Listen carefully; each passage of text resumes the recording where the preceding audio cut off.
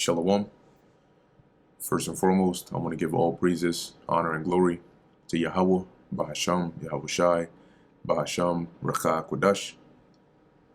Double honors to the elders and the apostles of Great Millstone, and peace and blessings to the elect. And today we're going to go into the book of Ezekiel, the 24th chapter, which is pretty much dealing with a parable that the Lord put forth for Ezekiel to tell, the Israelites, the captives there with him, concerning Jerusalem. Okay, and this time it was the parable of the boiling pot, as you can see in the top part on here. Okay, so let's get into it. This is Ezekiel chapter 24, verse 1.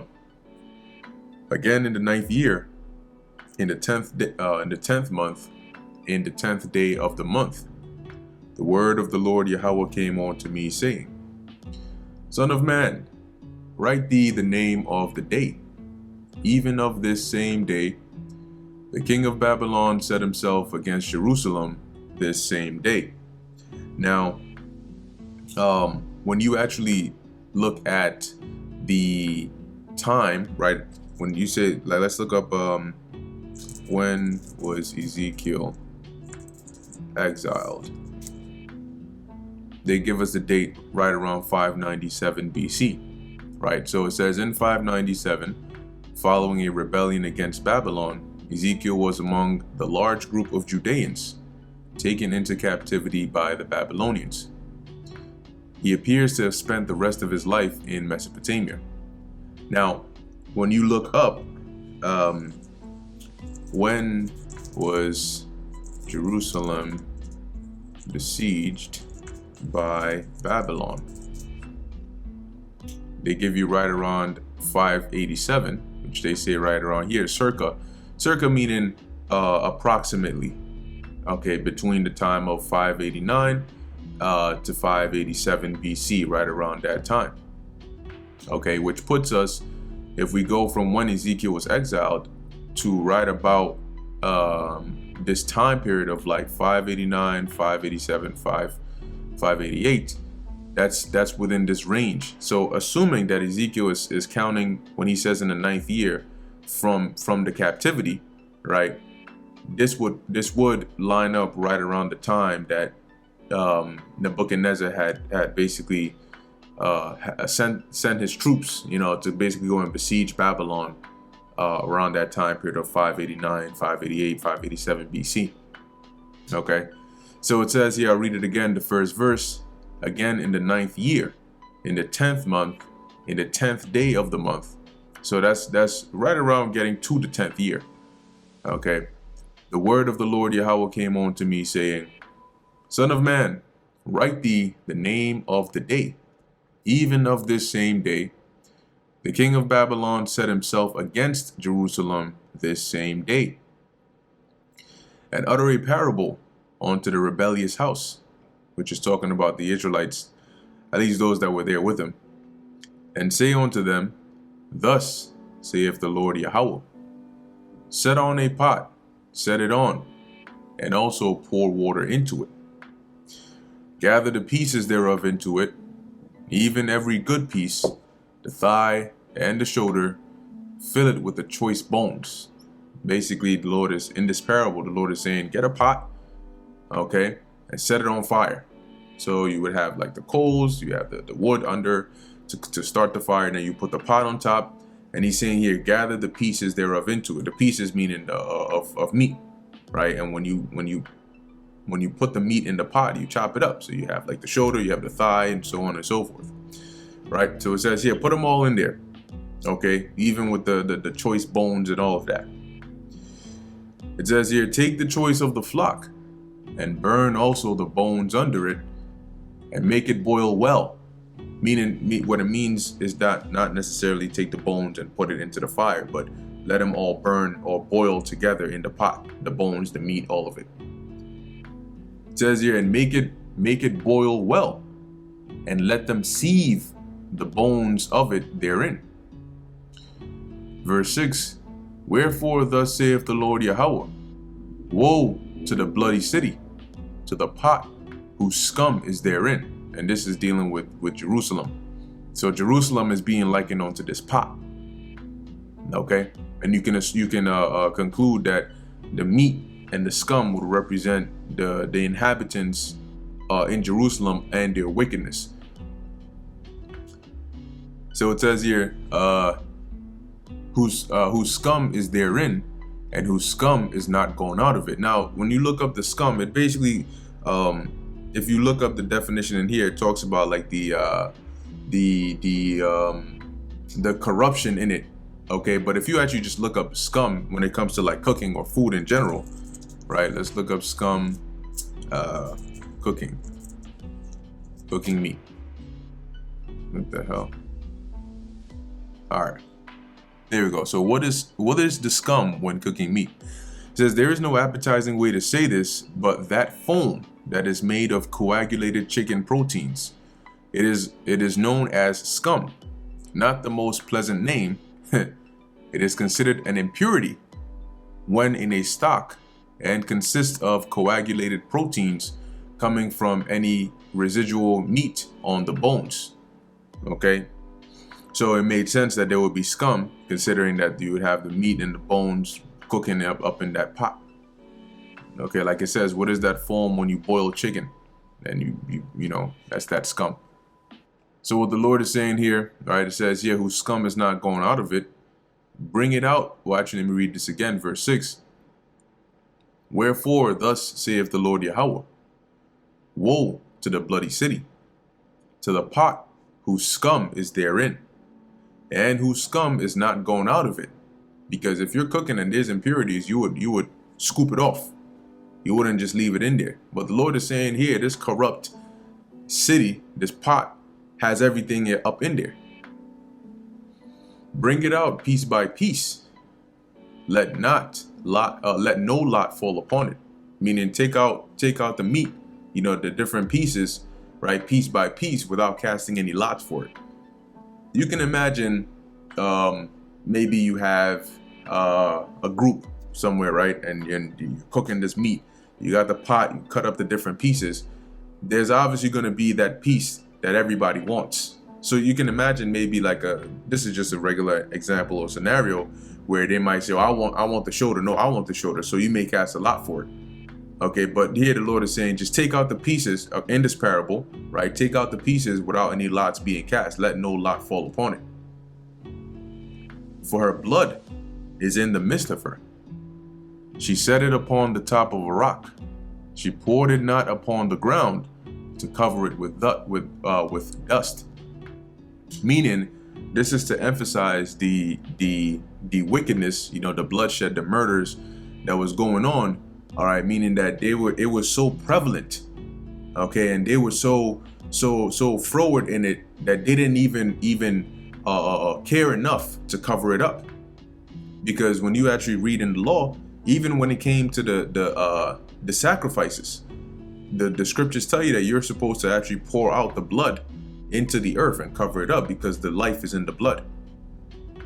Okay, let's go real quick to the book of Jeremiah, chapter 2, verse 34.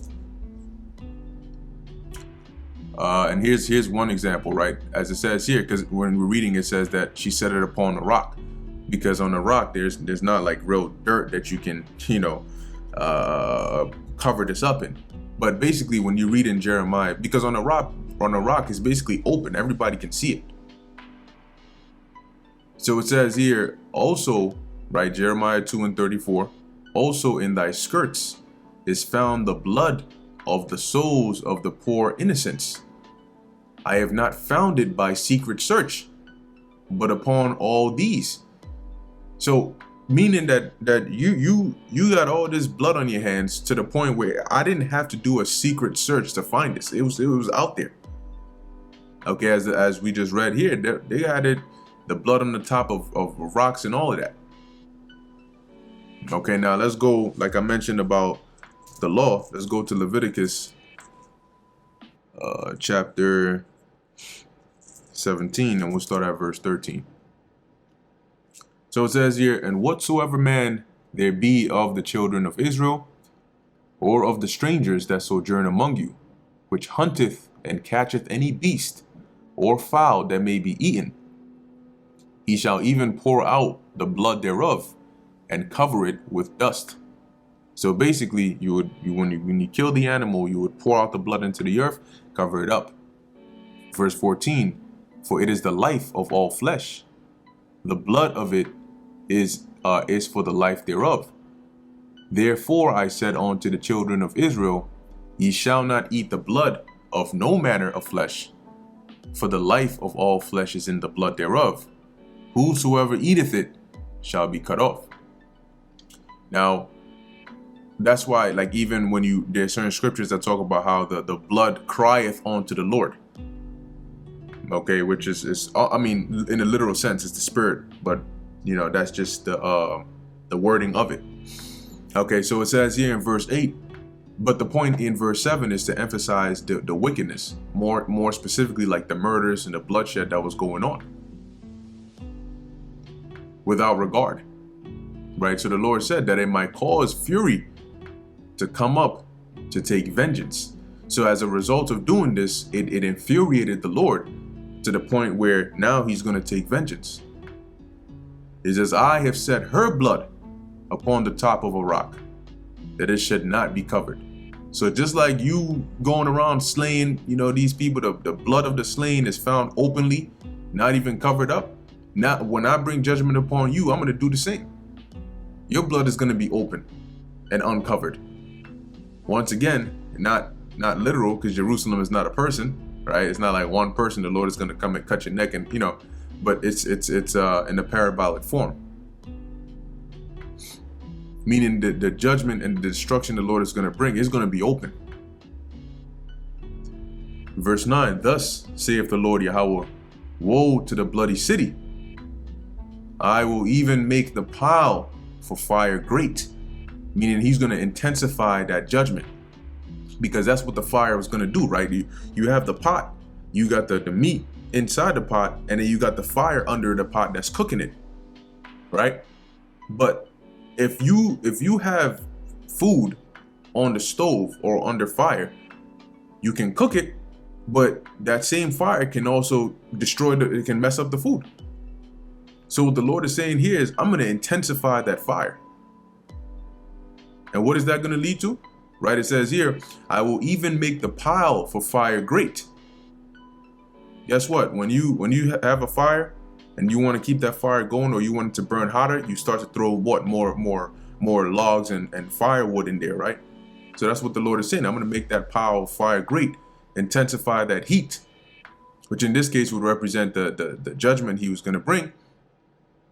It says, heap on wood, keep adding wood, kindle the fire, consume the flesh, and spice it well. And when you look into that word spice, meaning like mix it up. Okay, some other wordings basically have it as, cook it to the least compound in there. Because remember, now the fire is going to be extremely hot. So in this parable, the Lord says, heap on those wood, kindle that fire, let it burn to where it consumes the flesh, and let the bones be burnt or be burned. Okay, so pretty much the Lord is going to intensify that fire, and he's going to basically just burn everything in this pot, which is likened on to when the judgment he was going to bring against Jerusalem to destroy all the inhabitants within it. Obviously, in the actual manifestation, there was a great devastation, but not everybody died. But once again, this is why it's a parable. Right, verse 11, then set it empty upon the coals thereof, that the brass of it may be hot. So what happens, like, for example, the water is going to be drained, all the meat is going to be consumed and all of that. Now you got the pot that's upon the coals, right? It says that the brass of it may be hot, because you heated up the fire so much. It says, and may burn, and that the filthiness of it may be molten in it, because it was so hot, that the scum of it may be consumed. So the point being, the Lord is going to bring this judgment to basically do away with all these murders and these wickedness and abomination and lewdness that's going on in the land. Verse 12, she hath wearied herself with lies, and her great scum went not forth out of her. Her scum shall be in the fire. See, so that corruption, because that's what the scum represents, right? The iniquity and the corruption and the lewdness was still within them. They were still continuing in those abominable acts. We read in the chapter before and the chapters before that some examples of the things they were doing. So the Lord is saying here, it's going to be in the fire. In thy filthiness is lewdness, because I have purged thee, and thou wast not purged. Thou shalt not be purged from thy filthiness any more, till I have caused my fury to rest upon thee. Meaning, the Lord tried to cleanse you by sending prophets to warn you in X, Y, and Z, but you weren't purged. You didn't take heed. So the Lord said, you know what? Cool. I'm going to let you be. I'm going to leave you that way until I bring my judgment upon you. I, the Lord Yahweh, have spoken it. It shall come to pass, and I will do it. I will not go back, neither will I spare. Meaning the Lord is not going to change his mind concerning this matter. Neither will I repent. Right? Once again, to turn back. So the Lord is not going to change his mind. According to thy ways and according to thy doings shall they judge thee, saith the Lord Yahweh. So due to the level of wickedness and abominations that have been found within you, I'm gonna bring this judgment, and it's gonna be ruthless. These troops that are coming against you are not gonna have mercy upon you. Maybe if the things you did weren't as bad, I might have had them do some destruction, but maybe not completely. But with how bad the things you're doing are, they're gonna judge you accordingly. Meaning they're not gonna have mercy. That's the spirit that the Lord is gonna put upon them. Verse 15. Also the word of the Lord came unto me, saying, Son of man, behold, I take away from thee the desire of thine eyes with a stroke. Yet neither shalt thou mourn nor weep, neither shall thy tears run down. Basically, the Lord told Ezekiel he was going to kill his wife. That's the desire of his eyes, his wife. He was going to send her back to the spirit world. And he was telling Ezekiel, you're not going to mourn, okay? And don't weep, don't let it be seen that you're crying, you got tears coming down and all. No. Because Ezekiel was going to be a sign. Remember, all these things that the Lord was telling Ezekiel, there were some things he told him to openly do. It was so that the captives, right, would see it, and he would be a sign unto them. Hey, whatever you see me doing, like with the things that I'm doing, this is it represents what's going to happen to either you or your sons and daughters and brothers and sisters in Jerusalem. And remember, the Lord said he would make Ezekiel dumb. All right, meaning that he was going to really only speak to them when it came to what the Lord had, like if the Lord had a message for him to go and necessarily like say. Verse 17, forbear to cry, make no mourning for the dead.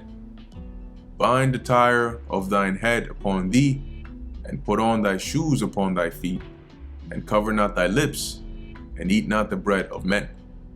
Meaning, the Lord said, I'm going to take away your wife, but do not mourn. Forbear to cry. When you look into those words, the word forbear meaning silent, and the word cry there meaning mourn. So you do not mourn openly, okay? Mourn quietly and in silence, okay? Like when you're grieving or whatever the case is.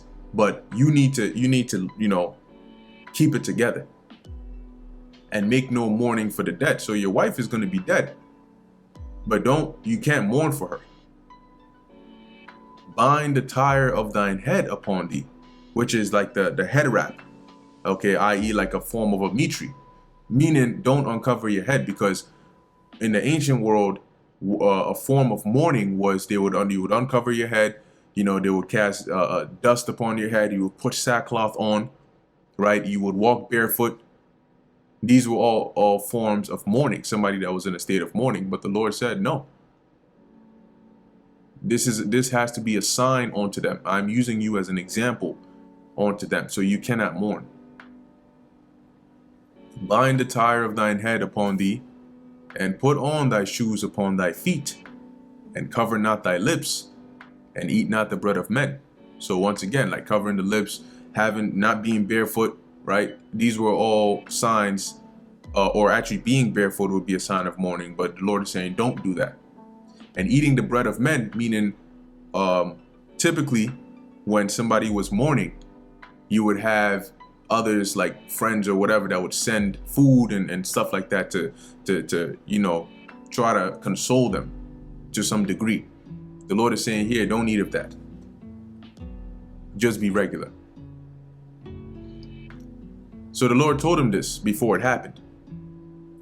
Verse 18. So I spake unto the people in the morning, and at even my wife died. And I did in the morning as I was commanded. So he spoke to the people. Remember, the Lord told him to put forth that parable. And in the evening, like the Lord told him, his wife died. The next morning, like he said, he did what the Lord commanded him. He didn't mourn, kept that tire upon his head, kept his shoes upon his feet. And the people said unto me, wilt thou not tell us what these things are to us, that thou doest so? So what does this mean for us? Your wife died, you're not mourning, you put forth this parable about meat and the fire and all this. What is that? This isn't the first time that Ezekiel had to, behave in a certain manner so that they can ask. Remember, like not too long ago, he had to basically dig a hole in his wall and move out with his stuff in like upon his shoulder. Then they're like, what is that? What does that mean? What are you doing? So once again, they ask him here, what does this mean? Because every time they would ask him, he would say, this is to represent what's going to happen to you, or what's going to happen to X, Y, and Z. Verse 20, then I answered them, the word of the Lord Yahweh came unto me, saying, speak unto the house of Israel. Thus saith the Lord Yahweh, behold, I will profane my sanctuary, the excellency of your strength, the desire of your eyes, and that which your soul pitieth. And your sons and your daughters, whom ye have left, shall fall by the sword. So how is the Lord going to profane the sanctuary? Well, he was going to have it destroyed. Okay, and that meaning the temple, the excellency of your strength, the desire of your eyes, because we gloried in that. Right? The Lord here said he's going to pollute that, he's going to take it down. And then concerning your sons and daughters, your relatives that are still in Jerusalem, they're going to die by the sword. They're going to be killed. They're going to be destroyed. And ye shall do as I have done. Ye shall not cover your lips, nor eat the bread of men. Meaning, you ain't going to mourn openly. Okay? You're not going to want to eat be consoled. And your tires shall be upon your heads, and your shoes upon your feet. Ye shall not mourn nor weep, but ye shall pine away for your iniquities, and mourn one toward another. So you're going to mourn in private, because you're going to think back on the wickedness that you did, that got you in this position, and the things that they were doing that led the Lord to doing this. Verse 24, thus Ezekiel is unto you a sign. According to all that he hath done shall ye do, and when this cometh, ye shall know that I am the Lord Yahweh. So that's why the Lord had Ezekiel doing the things he did. So when they asked, he would tell them, well, the Lord said this is what he's going to do to you. Right? And you're also going to be in the state that I was in.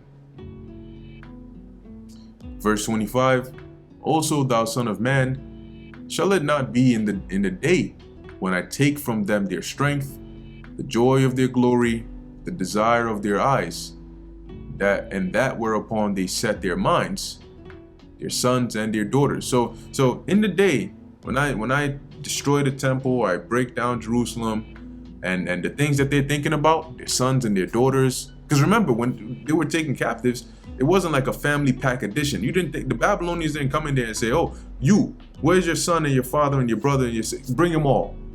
Bring it. You know, if I'm taking you, I'm taking them all. No. If you got taken, you got taken. If your family was there, your family was there. So that's why he says, and whereupon they set their minds, their sons and their daughters, the ones you're thinking about over there, in the day when I destroy all of that, it says here that he that escapeth in that day shall come unto thee to cause thee to hear it with thine ears. So the proof is going to be that the captives that are brought, the ones that survived this destruction, that are brought into Babylon, they're going to tell you what happened with their own mouth openly. They're going to tell you, hey, this is what was going on. This is what they did, yada, yada, yada. So the Lord is telling Ezekiel, when I do this, yeah, you're going to hear it. And they're all going to believe. They're going to see, damn, all the things he was telling us, guess what? We're hearing it from the actual people who went through it. Verse 27, in that day shall thy mouth be open to him which is escaped, and thou shalt speak, and be no more dumb. And thou shalt be a sign unto them, and they shall know that I am the Lord Yahweh. So when those survivors come also as captives into Babylon, you're going to speak to them. And you're going to be a sign unto all of them. Just like you've been a sign unto these captives for these past few years, where, you know, basically you've been a prophet, right? And the things that you've done represented the things that actually took place. So now when they see all this go down, it's going to resolve that doubt in their mind. They're going to know that, yep, everything he was doing and saying was a representation of what was going to happen from the Lord. Anyway, that's pretty much it for the book of Ezekiel, the 24th chapter. Like I said before, you know, it's a parable of the boiling pot. So the Lord is using parabolic talk to signify, you know, Israel, Jerusalem, and what he was going to do. Anyway, with that, Lord willing, this was edifying to the elect.